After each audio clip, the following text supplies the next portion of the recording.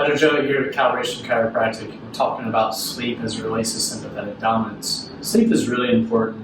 What we know from the CDC is that most Americans aren't sleeping enough. And sleep combined with, or lack of sleep combined with high stress can account for a lot of the conditions people are experiencing today. So I want to go over some things that can help people sleep a little bit better. And some of these things are little improvements that can add up if you do a lot of them over time to much better sleep, and therefore lowering your sympathetic dominance, and then therefore lowering the outcome of a lot of conditions that you may be experiencing. So the first thing I want to talk about is light. And in the bedroom, you need to make sure that you have very little light, because light can actually fire up the brain at night. And this includes windows that are open and have light coming through, maybe street lights. You may want to black out as much stuff as possible, alarm clocks, any of that stuff that can really light up the room. You should be as dark as possible.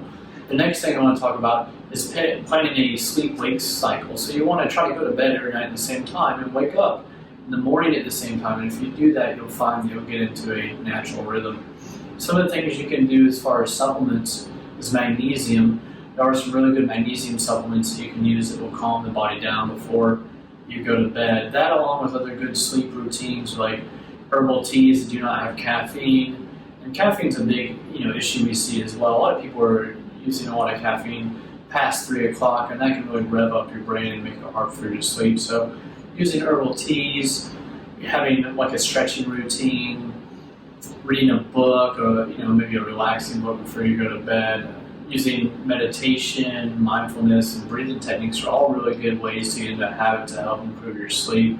Just to speak a little bit more about meditation and mindfulness, people who do regularly take time for meditation actually will notice that they sleep better.